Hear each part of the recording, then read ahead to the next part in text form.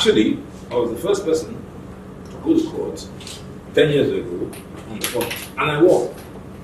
The point I made was that, pursuant to Section 7 of the Constitution, local governments that are not democratic infringe the Constitution, and that therefore they're not entitled to revenue from the public fund.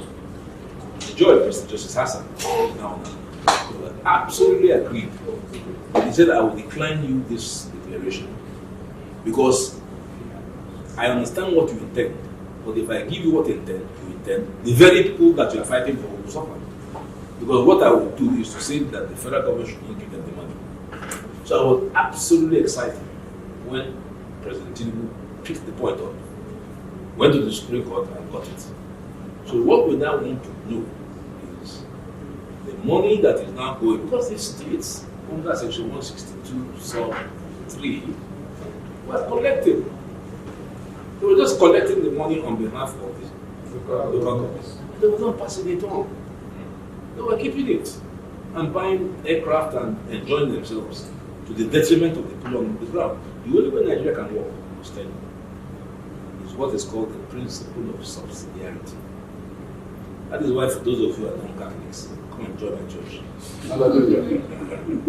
Because in our church, it is not the Pope. We respect the Pope as the Papa, but it is my parish priest that is my chairman of local government. So if we can emulate that Catholic doctrine, where the parish priest is the man we look up to, not the Pope, who we respect, Nigeria will change. Who respects the local government chairman? Nobody. Because he has got no powers. So whatever crumbs falls to him, he immediately keeps for himself. So that is another challenge. So I've given a couple of challenges that President Tinubu can tackle. And I think full marks to President Tinubu for daring to be the first president to approach the court, tell the court, Supreme Court, that the money that goes to local government should go to them direct. Implementation. That's the problem. That is the problem. So now what you journalists should do is to go to the local governments to ask, now that you've got started, before you go home, you can actually go to the go there and ask the chairman, this 500 million you've been getting, show me what you have done with it. Because that's why the media sometimes gets blamed. Gets blamed because you're not asking the right questions. You are not fulfilling the sacred duty that you carry as an oath by asking questions. And that's why I like Oveteme George. You know him? Yes.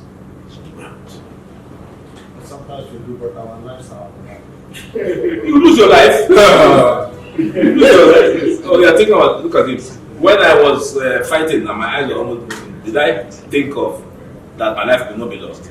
You, as a journalist, must be prepared To that. And let me, I've given you one book to read. I'll give you another one to watch. Watch the movie Private War. Private War. Covert. She was one of the top war correspondents. Well before Amanpo. She put her life on the line. And she was killed in Iraq. Sure.